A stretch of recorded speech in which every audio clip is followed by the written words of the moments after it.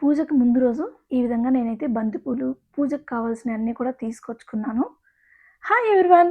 Welcome to Prasanna's fam jam. పెద్దగా హడావుడిగా అయితే ఏమీ లేదండి. చాలా సింపుల్‌గా చేసుకున్నాను పూజ కూడాను. ఎప్పుడు కూడా నాకు ఏంటి అంటే మా అమ్మ వాళ్ళ సైడ్ కూడా అంత హడావుడిగా పూజ చేసేది అట్లా ఏం లేదు. మా అత్తయ్య వాళ్ళ సైడ్ కూడా చాలా సింపుల్‌గా చేసుకుంటారు. మా అత్తయ్య కలశం పెట్టుకుంటారు. ఇంక నేను అత్తయ్య ఏమన్నారంటే, "నేను పెట్టుకుంటాను కదా చాలు. మళ్ళీ నీకు పిల్లలతో కుదరదు. నువ్వు సింపుల్‌గా చేసేసుకోండి" అంటారు.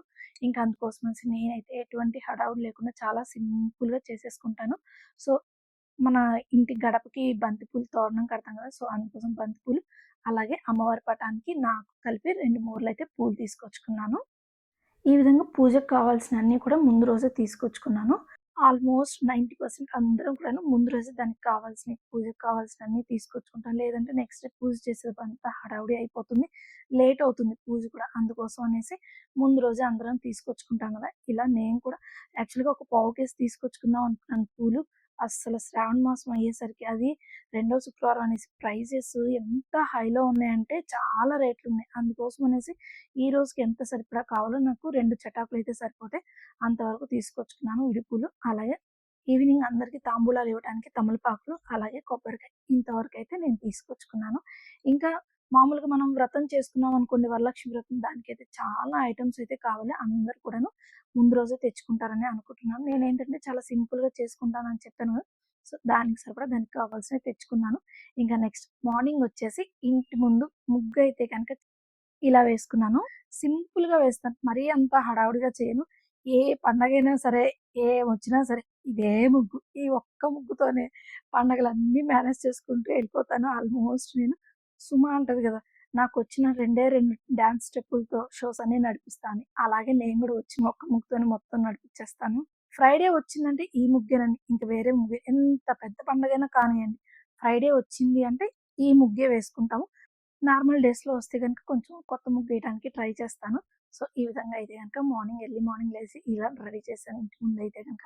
నెక్స్ట్ పటానికి సింపుల్‌గా ఒక పటం పెట్టేసుకొని ముందు గౌరీ దేవుని పెట్టుకొని పూజ చేసుకుంటా అండి. ఇంకంతే. ఇంకెటువంటి హడావుడి లేదనమాట. ప్రసాదాలైతే నైవేద్యానికి అన్నీ చేశాను. పులిహోర, దద్దోజనం, పొంగలి, గారెలు, కొబ్బరికాయ కొట్టాను. పక్కన శారీ ఏదైతే తీసుకున్నానో అది పెట్టేసుకున్నాను చీర. ఆల్రెడీ నేను ఇంకొక షార్ట్ కూడా పెట్టాను. చీర ఎక్కడ తీసుకున్నాను, ఏంటి అనేసి. సో, అదే చీర నేను ఇక్కడైతే దేవుడి దగ్గర పెట్టుకున్నా అండి. ఈ విధంగా సింపుల్‌గా అయితే నేను చేసేసుకొని నా శ్రావణ శుక్రవారం పూజ, రెండో శుక్రవారం పూజ అయితే గనక కంప్లీట్ చేసుకున్నాను. నాకేంటి అంటే పూజ చేసేటప్పుడు, వంట చేసేటప్పుడు వీడియో తీసుకుంటే కొంచెం హడావుడి అయిపోయి, టెన్షన్ అయిపోతున్నట్లుగా అనిపిస్తుంది. అందుకోసమనేసి ఎటువంటి వీడియోస్ అయితే తీయలేదు వంట దగ్గర గానీ, పూజ చేసేటప్పుడు గానీ, ప్రశాంతంగా చేసుకోవాలనిపించింది. అందుకనేసి స్లోగా, నిదానంగా చేసేసుకున్నాను. ఏమి చూడండి, ఇక్కడ పులిహోర అయితే చేసుకున్నాను. ముందుగా అయితే అన్నం విడిగా వండేసుకొని, ఇంకా ఇలా ఈ గిన్నెలో విడిగా రైస్ తీసేసుకొని, దీంట్లో పులుసనేది కలుపుకున్నా అనమాట. ఇక్కడొచ్చేసి పొంగలండి. పొంగలంటే మా పెద్దోడికి చాలా ఇష్టం నేను చేసేది. వాడు బాగా తింటాడు. అదే అనిపించింది. కొన్ని టైమ్స్ కొంచెం మిస్ అయింది అనిపించింది. సో, నెక్స్ట్ విజిట్‌కెళ్ళినప్పుడు ఫ్రైడే వచ్చింది. ఫ్రైడే ఇచ్చారు విజిట్ వాడికి. సో, ఆ రోజు కొంచెం తీసుకొని వెళ్దాము అనుకున్నాను. సో, వాడు కొన్ని ఐటెమ్స్ కూడా చెప్పాడు. వాడు అడిగినవి కూడా చేసుకొని తీసుకెళ్తాం. అలాగే నెక్స్ట్ వచ్చేసి ఇక్కడ కొద్దిగా దద్దోజనం. ఆల్రెడీ హరిగారు తినేసారు. అలాగే బాక్స్ కూడా పెట్టి పంపించేసాను. అందుకే కొంచెం ఉందనమాట. ఇంకా వీటితో పాటు అందరికీ ఎప్పుడైనా సరే ఖచ్చితంగా చేయాల్సినవి గారెలైతే ఖచ్చితంగా చేసుకుంటాం కదండీ! అలసంద గారెలైతే చేశాను. సో, నేను ఆల్మోస్ట్ 90% అలసంద గారెలే చేస్తాను. మినప గారెలు చాలా తక్కువనమాట. మాకు ఇదే ఇష్టంగా అనిపించింది. దీంట్లో కొంచెం ఉల్లిపాయలు, పచ్చిమిరపకాయలు, అల్లం, కొత్తిమీర, కరివేపాకు, జీలకర్ర అన్నీ వేసి చేస్తే అసలు సూపర్ అంటే సూపర్ అనమాట. చిన్నోడికి బాగా ఇష్టం ఇది.